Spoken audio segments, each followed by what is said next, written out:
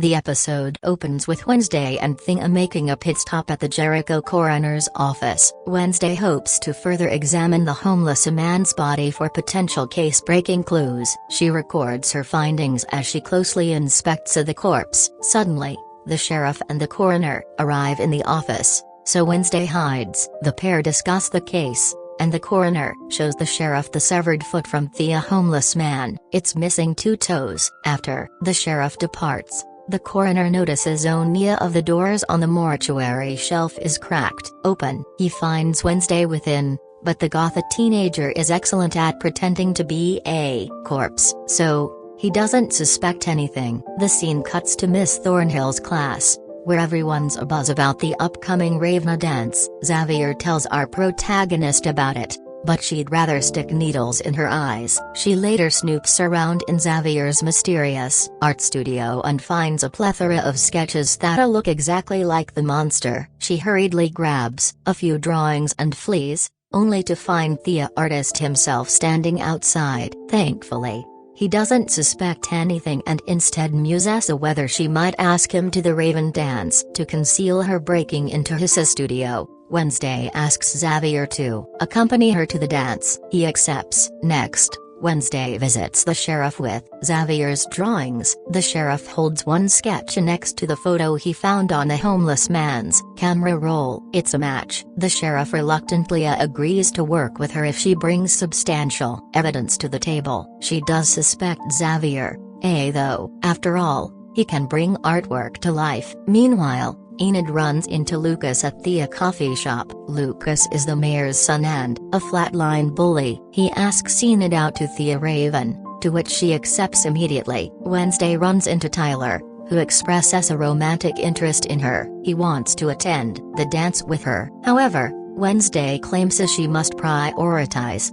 hurting Tyler's feelings. Then, Wednesday accompanies Eugene to the beekeeping club. She shows him the sketches, and Eugene seems to recognize the cave in the picture. He then takes her to a nearby cave, claiming that he saw it when he was out researching bees. There, they find a claw lodged in the cave wall. Next, Wednesday returns to Xavier's art studio to find a piece of evidence with DNA that'll match the claw. She finds a bloody rag and puts it inside her bag. Suddenly, Xavier catches her red-handed. He realizes she had ulterior motives for asking him to the dance. Wednesday inquires if he's the monster. Xavier explains that this creature has been haunting his dreams for a while, so he sketched its likeness on paper. Unfortunately, the beast came to life, and its claws scratched Xavier's neck. Having realized that Wednesday had tricked him, Xavier angrily kicks her out. Later,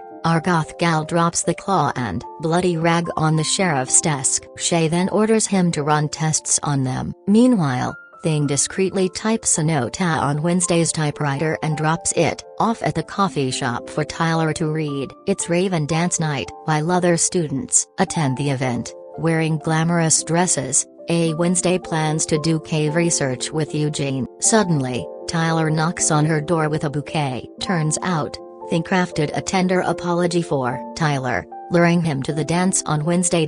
He also managed to get a gorgeous black gown. Initially, Wednesday is annoyed with Thing for acting without her knowledge. However, all is forgiven when she says the stunning dress. Tyler is smitten when he sees our protagonist adorned in that dress. Sadly, Eugene is taken aback to find Wednesday changing plans all of a sudden. She reassures him that they'll resume their investigation the following day. She also urges him not to go into the woods alone. However, he defies her order and embarks on a solo quest. On the dance floor, everybody is stunned to see Wednesday clad in such a beautiful dress. Xavier cannot contain his feelings for her, so he approaches her. He finally tells her about the lingering beef between him and the sheriff's son. After that, Wednesday informs Tyler about her conversation with Xavier. We learn that Tyler used to hang out with the bullies. They destroyed Xavier's wall painting and assaulted him during last year's outreach day. Tyler explains he's not that person anymore. Wednesday doesn't blame him,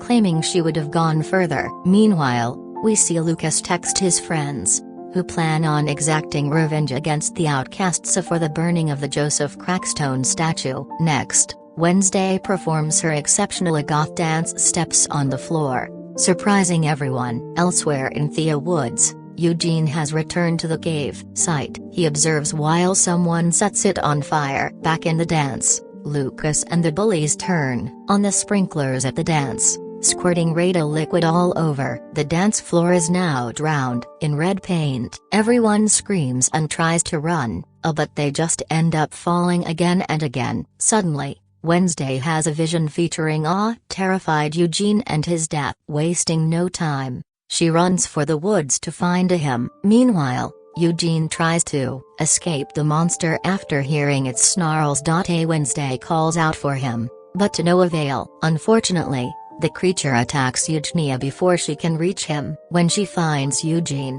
he's covered head to toe in blood. Thea class teacher Miss Thornhill also arrives at the scene and inquires if he's alive. In the next scene, we see Wednesday flipping through her father's police file. We flash back 32 years ago to one stormy night when young Larissa finds a dead body in the Nevermore courtyard. A young Gomez stands on some scaffolding while holding a sword. He is covered in blood. We see the police taking Gomez away, while young Morticia confesses she's never been more in love with him than watching him get handcuffed for murder. Now, we're in the present for Nevermore's Parents' Weekend. Gomez, Morticia, Pugsley, and Lurch arrive in style. As per usual, Principal Larissa delivers a speech for all of the visiting families and their students. Enid laments the entrance of her werewolf family. Sure enough, Enid's mother instantly criticizes her daughter, namely for noted developing her lycanthrope abilities. Meanwhile,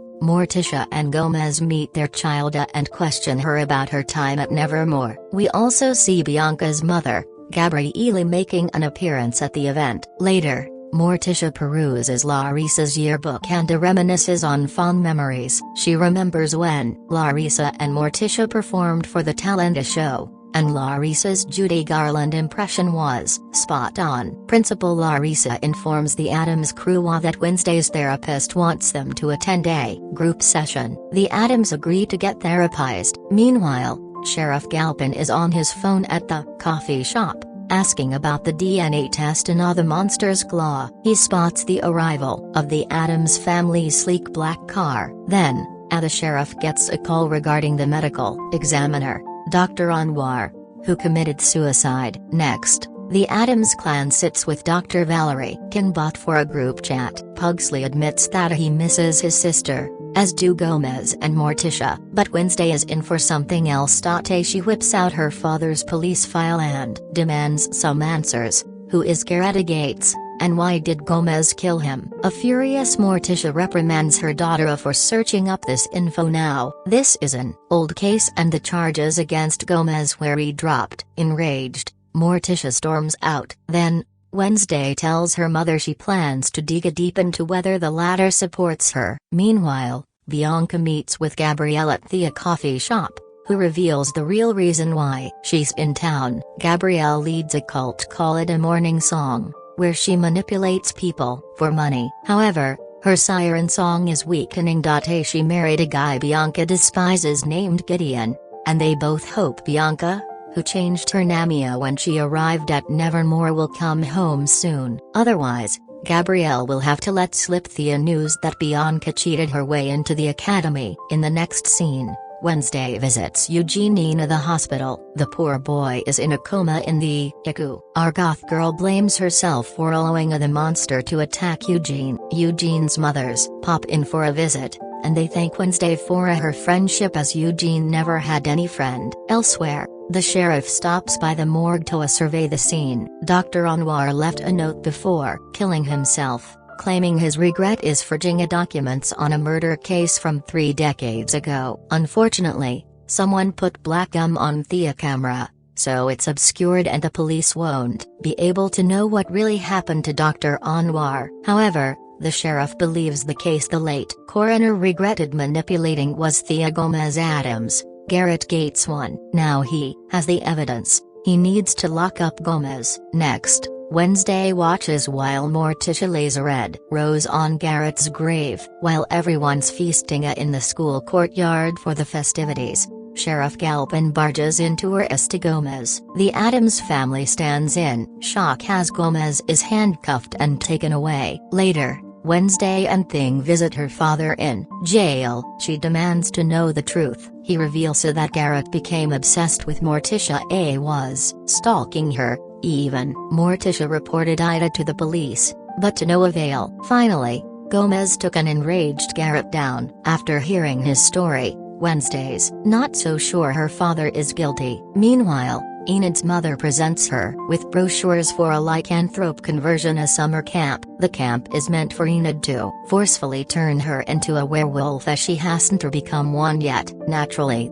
Enid protests this. Later, we see Morticia standing in the meeting place for the nightshades when Wednesday visits her. Morticia discloses the truth of what occurred that fateful night. While Gomez was attempting to fend off Garrett, Morticia noticed how the latter foamed at the mouth in pure rage. Left with no choice, she stabbed him. After his body fell onto the courtyard below and was subsequently discovered by Larissa, Gomez grabbed the sword and urged Morticia to hide in her room. Turns out, Gomez took the blame for Morticia. After hearing that Garrett was foaming at the mouth, Wednesday muses whether he was plagued with something. Morticia follows her daughter's train of thought. Thus, the duo embarks on a trip to the Jericho cemetery. Wednesday digs up Garrett's grave for evidence, but the cops catch them and arrest the pair. We see them thrown into a cell next to Gomez. Thankfully, Wednesday managed to retrieve something from the grave and shows it to her parents. It's a finger tinged with blue, the color of Nightshade. They realize that Garrett was already dying when Morticia stabbed him. Nightshade poisoned him. Suddenly, Wednesday has a vision. In the vision, Garrett's father orders Garrett to poison everyone at Nevermore with Nightshade.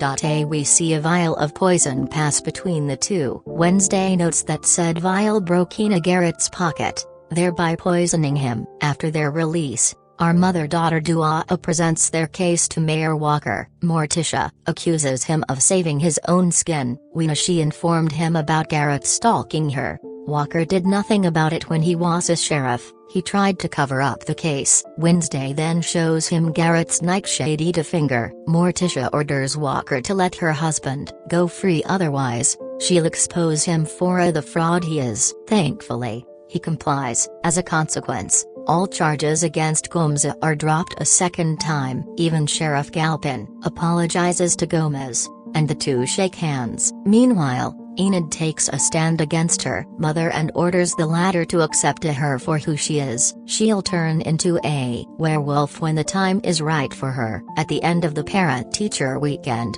Wednesday bids farewell to her family. Later, after peering in Larissa's yearbook, Wednesday confronts her principal. Larissa didn't just imitate Judy Garland for Nevermore's talent show, she became Judy Garland. This means Wednesday has found out the truth about their principal. She is a shapeshifter. She transformed into Rowan the day after his murder. To convince everyone that nothing was amiss, Larissa claims she did what she could to shield the school from controversy. Wednesday asks the shapeshifting principal how she's protecting Eugene. Suddenly, Larissa and Wednesday hear clamoring and shouts. Outside, they find the message "Fire will rain" written in fire on the school lawn.